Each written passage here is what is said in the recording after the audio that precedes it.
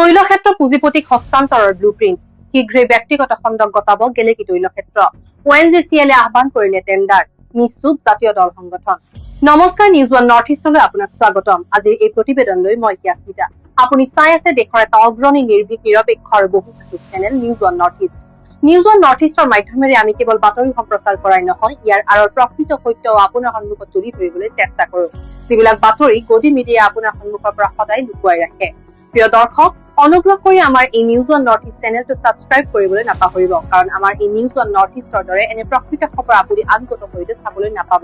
TV চেনেলবোৰে এই খবৰ দেখুৱাবই নোৱাৰে, কাৰণ এই চেনেলবোৰ চৰকাৰৰ ইচ্ছাৰ্থে চলে।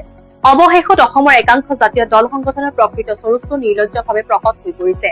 সদৌ অসম ছাত্ৰ সন্থা, অসম জাতীয়বাদী যুৱ ছাত্ৰ পৰিষদ, অসমীয়া যুৱ মঞ্চকে ধৰি বিভিন্ন জাতীয় আৰু জনগোষ্ঠীয় সংগঠনৰ হুংকাৰক বুঢ়া আঙুলি দেখুৱাই তেল আৰু প্ৰাকৃতিক গেছ নিগম চমুকৈ ONGCLৰ অসম সম্পদত সক্ৰিয় হৈ থকা অসম বিৰোধী চক্ৰটোৱে ভয়ংকৰ কাণ্ড সংঘটিত কৰিছে।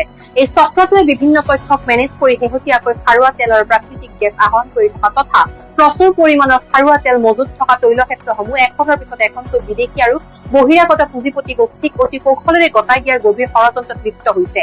এনে পৰিকল্পনাৰে শিৱসাগৰ জিলাৰ উত্তৰ গেলেকী হাতীপুতি তৈলক্ষেত্ৰৰ বাবে নিবিদা আহ্বান কৰিছে। আমাৰ হাতত পৰা তথ্য অনুসৰি নিবিদা নং ZB5AC26003 ONGCL জেম পৰ্টেল যোগে এই নিবিদা আহ্বান কৰিছে। এই নিবিদাৰ বাবে আমানত ধন ধাৰ্য কৰিছে 11 কোটি টকা। উত্থাপিত অভিযোগ অনুসৰি ONGCL সক্ৰিয় হৈ থকা অসম বিৰোধী চক্ৰই প্ৰচুৰ পৰিমাণে খাৰুৱা তেল মজুত থকা গেলেকী তৈলক্ষেত্ৰ বিশেষ এটা গোষ্ঠীক গোটাই দিয়াৰ পৰিকল্পনাৰে প্ৰাথমিক পৰ্যায়ত উত্তৰ গেলেকী হাতীপুতি তৈলক্ষেত্ৰ তথাকথিত যুক্তিৰে নিবিদাৰ আলমলৈ গতাই দিব বিচাৰিছে। এই কাৰ্য সফল হলেই বাকীবোৰ তৈলক্ষেত্ৰ এখনৰ পাছত এখনকৈ গতাই দিব। ONGCL নিবিদাৰ নামত আচলতে আনুষ্ঠানিকতাহে ৰক্ষা কৰিছে যদিও প্ৰকৃতাৰ্থত বিশেষ এক গোষ্ঠীক তৈলক্ষেত্ৰখন গতাই দিয়াৰ ব্লুপ্ৰিণ্ট ৰচনা কৰি ৰাখিছে।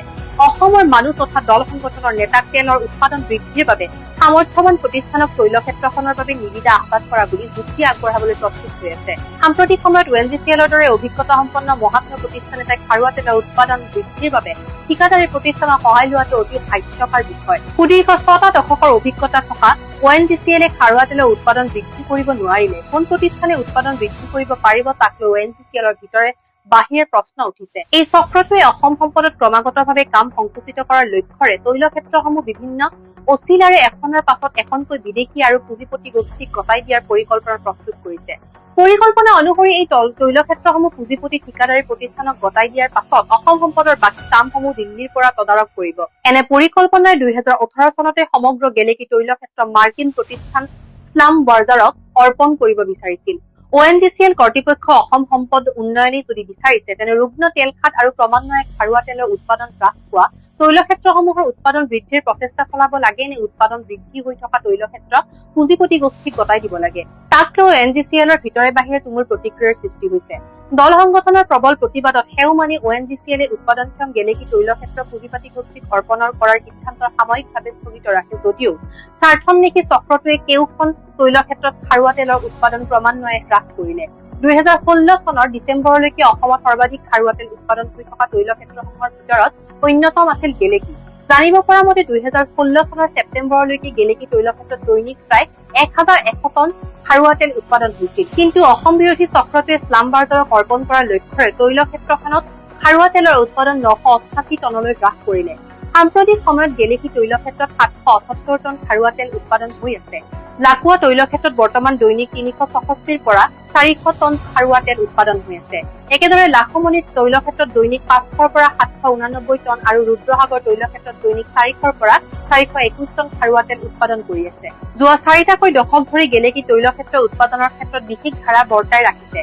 নাগালেণ্ড সীমান্তৰ সমীপত অৱস্থিত হোৱাৰ বাবে এই তৈলক্ষেত্ৰত আৰু বহুদিনলৈকে খাৰুৱা তেলৰ উৎপাদন হৈয়ে থাকিব বুলি ধাৰণা কৰা হৈছে। ইয়াৰ পাছতো ONGCL কৰ্তৃপক্ষই বাছি বাছি লাভজনক তৈলক্ষেত্ৰখন পুঁজিপতি প্ৰতিষ্ঠানক অৰ্পণ কৰিব বিচৰা কাৰ্যৰ অন্তৰালত কি ষড়যন্ত্ৰ থাকিব পাৰে, এই কথা সহজেই অনুমেয়। তথ্য অনুসৰি ৰুদ্ৰসাগৰত 49টা তেল খাত থকাৰ বিপৰীতে লাকুৱা তৈলক্ষেত্ৰত 169টা, গেলেকীত মেকিপুৰসহ 144টা তেল খাত, চাৰিআলিত 14টা, চাংমাই গাঁৱত 8টা, পানীদিহিঙত 2টা আৰু দিচাংমুখত এটা উৎপাদনক্ষম তেল খাত আছে। এই তৈলক্ষেত্ৰসমূহৰ ভিতৰত ৰুদ্ৰসাগৰ তৈলক্ষেত্ৰ হৈছে সবাতোকৈ পুৰণি। 1965 চনৰ পৰা ৰুদ্ৰসাগৰ তৈলক্ষেত্ৰত ONGCL-এ খাৰুৱা তেলৰ উৎপাদন অব্যাহত ৰাখিছে। ইয়াৰ বিপৰীতে গেলেকী তৈলক্ষেত্ৰত উৎপাদন আৰম্ভ হৈছিল 1975 চনত। ৰুদ্ৰসাগৰৰ তুলনাত গেলেকী নতুন আৰু অধিক খাৰুৱা তেল মজুত থকা তৈলক্ষেত্ৰ স্বৰূপে পৰিচিত। ONGCL-এ নতুন তৈলক্ষেত্ৰ আৱিষ্কাৰত গুৰুত্ব দিয়াৰ পৰিৱৰ্তে অসম সম্পদত কাম সংকুচিত কৰাৰ প্ৰতিষ্ঠানটোৰ বহু বিষয়া কৰ্মচাৰী চিন্তিত হৈ পৰিছে।